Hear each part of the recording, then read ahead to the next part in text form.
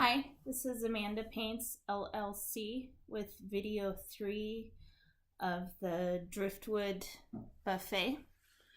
And as you can see, I've done a few things since the last video.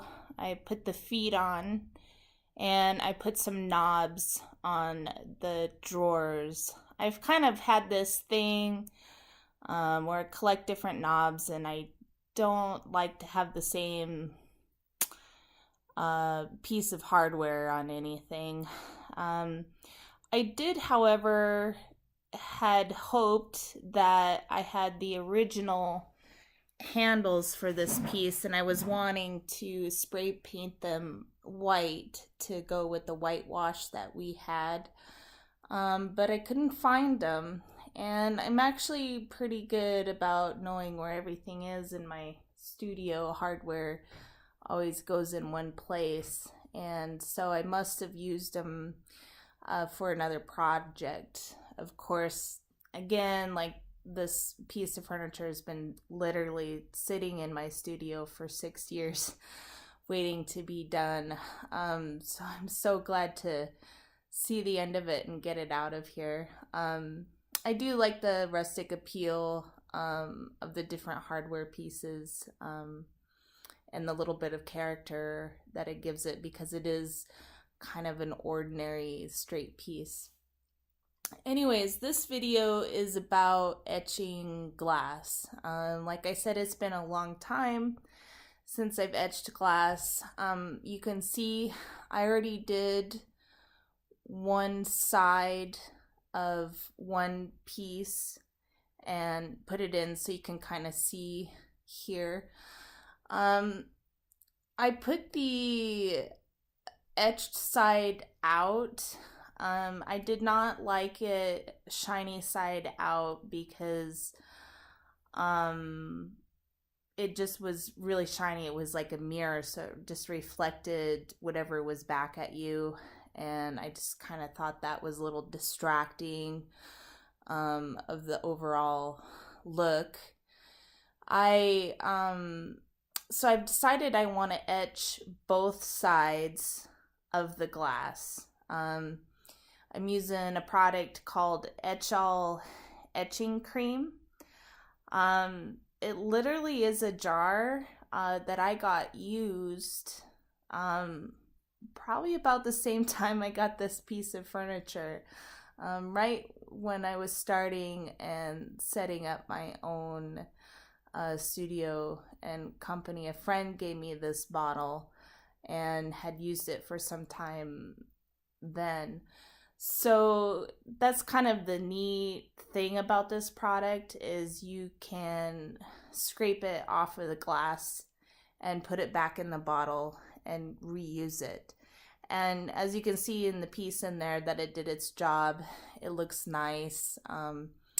I'm kind of hoping when I etch the other side that it will become more solid looking, a little less translucent, because I think I'm gonna put I have a little printer that I don't like sitting in my living room, and I think it will fit absolutely perfectly down on that shelf in there.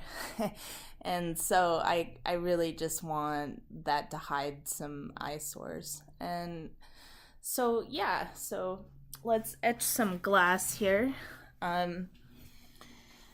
Over here, you have to let the product sit for 15 minutes. So I started one side for you.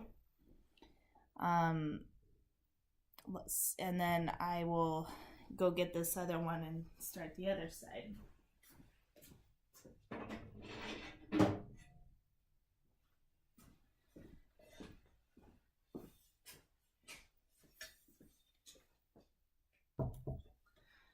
So it has pretty good instructions on the back.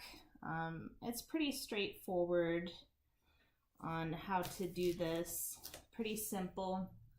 A lot of people would put a Modelo a stencil, or they may take tape and make a design before, but I just want a straight, clean etched piece, so that's what we're gonna do here.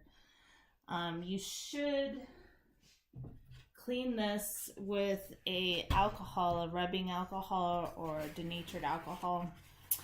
I don't have any, so of course we're trying to save our dollar, but I do have a lot of dollar store car windshield fluid, so that's what I'm going to be using to clean the other side of this glass.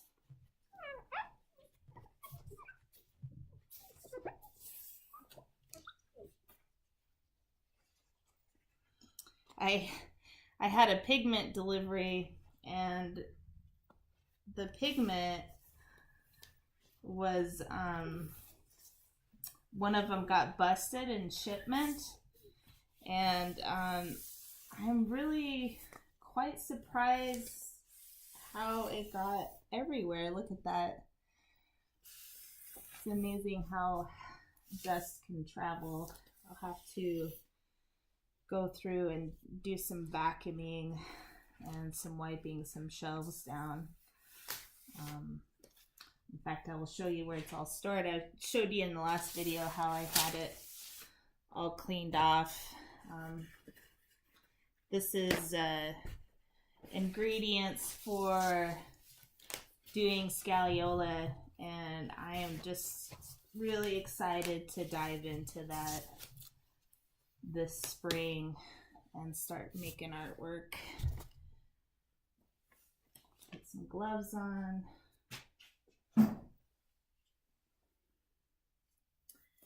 So this product's pretty thick. It feels like you want to get a trowel and trowel it on, but I actually found that the best way was to use a chip brush to get that all on there.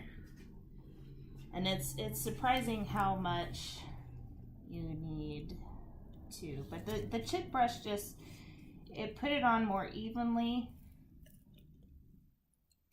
And you want to be fairly quick about getting this on there, because then you may end up with spots that are more etched than others. So I'm gonna be quiet and try to work a little quickly here. This is Etching cream. I don't know if you can see that bottle there. You can write that down.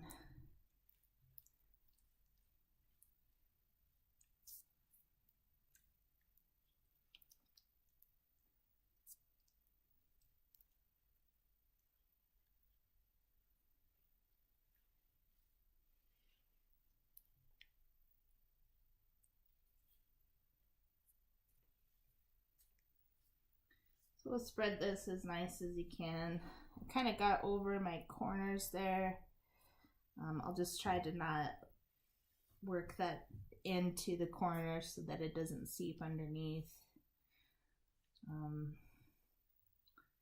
Even though I am gonna have both sides etched, we just don't. It's kind of like staining, I think. If you just leave it on in one spot too long, then it just does a little bit more chemical reaction or soaking in.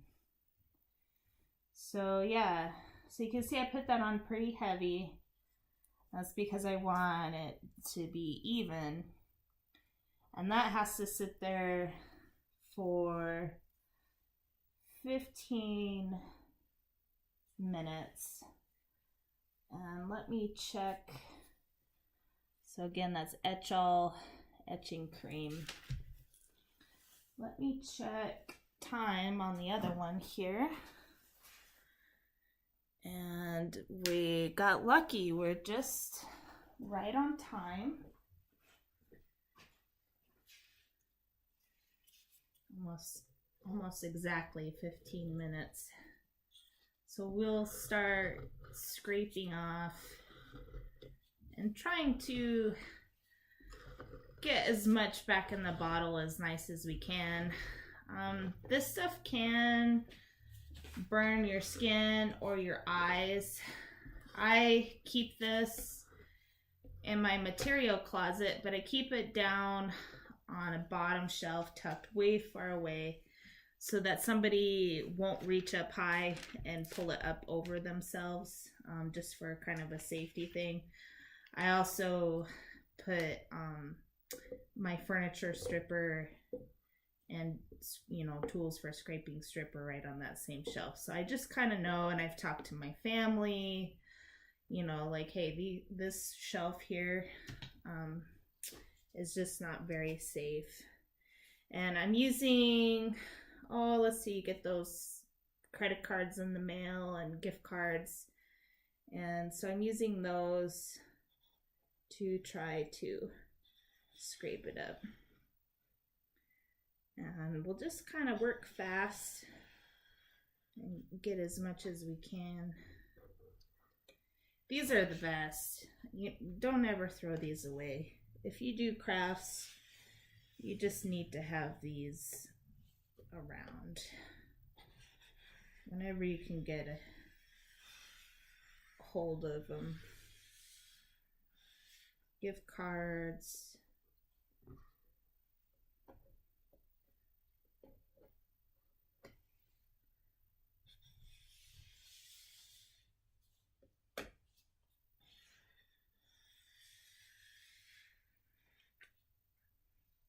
I'll probably take a wet rag to clean the outside of this jar before I throw it away, or before I put it away,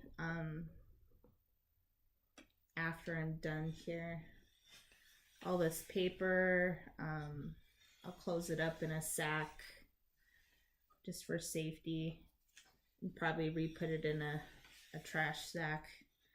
We wouldn't want our nice hardworking trash guy to come along and get a burn on his arm or in his eyes or something because someone just decided to throw some mucky etchall out in the garbage. So we just, you know, want to take safety precaution and know that it will burn your skin if it's touched. So now we're going to wash off our product.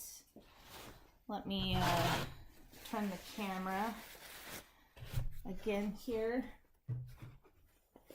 over to, I don't have a sink in here or any plumbing. So I have buckets that I rotate. I'll do this slow so it doesn't make you too dizzy. I've kind of realized that's my problems with my last videos, is that maybe when you're done watching them you might get sick. I do plan on, I have it on my to-do list to do some learning on some video editing, but I just not there. There's a lot of things I'm working on. Like, I've really spent a lot of time studying e-commerce because I'm excited to, I'm just going to set this whole thing down in a bucket. And I'm going to grab a sponge.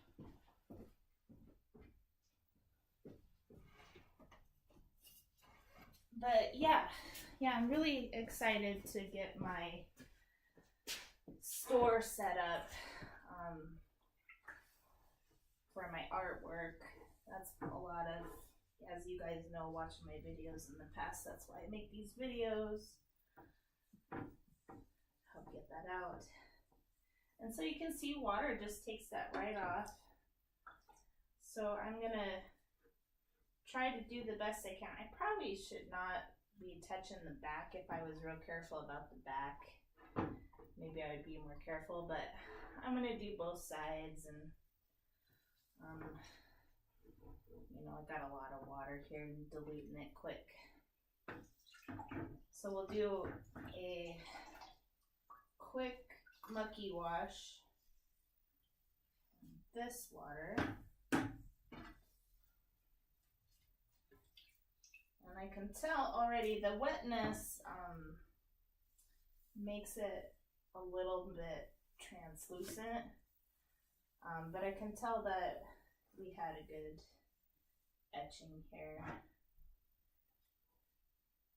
And then we'll dip it in the next bucket.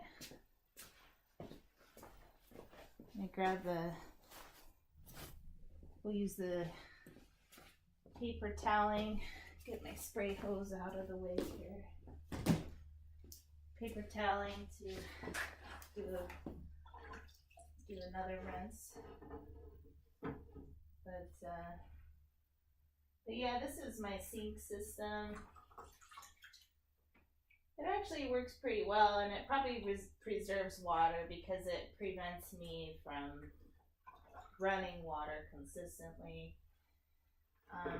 Two, if I'm working with plasters out here or anything like that, you should not have it going down your drain anyways. In fact, a lot of plasters are gypsum, and they're kind of like earth-friendly things anyway. So I tend to put that stuff out in my garden. I got flowers growing out of American clay and Venetian plaster and gypsum. Just kind of let it go back into the earth.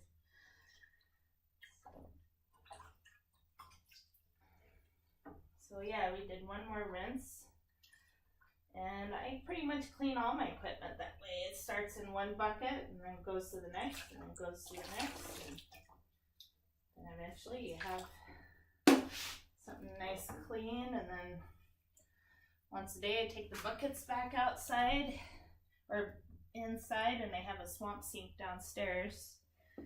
So you have our etched glass here, you can see. So very good. Let me see. I want to set this somewhere safely, so we didn't plan that out, so we'll use a coat. I'm always stuck using my sweatshirts and jackets for soft stuff to throw something that's finished. And so yeah. So again, that's Amanda Paints LLC, and for more painting and craft and art tips and stuff, please subscribe to my channel. I'll be putting stuff pretty regularly.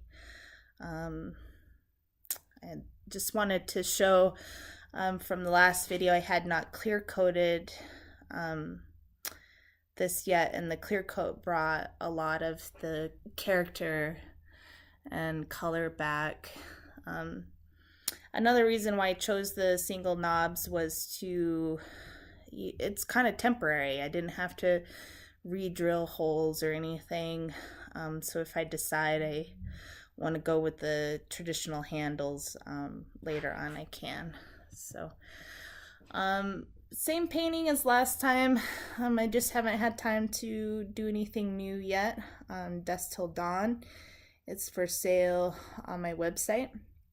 And we've got 2 forms of faux stone for the sky and the ground. And then the faux burrow wood for the mountains. This reminds me a lot of where my husband and I go backpacking. That tends to be my main inspiration. We live in Montana, and Montana's just a very beautiful state. It's known for its skies and its mountains, and I like to kind of mimic some of the colors I see and shapes and formations. Even though the painting is very simple, there's actually a lot of steps, a lot of detail. within the solid shapes. Like this is not real wood. This is hand painted to look like real burrow wood, which is kind of an art in itself. I used a automotive technique, and here this is just several steps. It's a mixture of kind of stuff that I've learned from YouTube and faux books, and kind of made my own layering thing together. And so yeah, it's a recycled material and recycled canvas from doors. So as soon as I finish etching this glass and get this furniture put back together, we're going to get it out of my shop. And I have a lot of leftover Venetian plaster, and I have a request from a client to do some samples. And so next week I'm going to use just having to do the samples for a client. I'm going to use the time to do some Venetian plaster artwork. It's something that I've been wanting to do for a long time. I've got a lot of bits and pieces, and we need to use that up, so I'm pretty excited. When we were last here, we had also talked about this other piece of furniture. I did put a clear coat on it, and I put a dark glaze. I actually used the same glaze in a past video for the teal and gray cabinets, which I still owe you guys another video on that one. Don't think I haven't forgotten about it, but like I said, this life is busy, and we do what we can when it's available to us. And so yeah, I still got one more clear coat on this, and pull the tape off of the hardware, and this piece will be done. And so I'm excited about that. And look, I got my pigment delivery. So we got lots of sparkles and different things, and we're gonna mix it in all that plaster you see down below, and we're gonna make some cultured stone called scalliole. That's spring work that I'm gearing up for, and really anticipating. There's always excitement for spring, no matter what the situation. So we'll do one more shot of our finished gray thing. Sorry I don't have the glass in there for you to see, but hopefully you can envision it from the first shot. Have a good day. Thank you.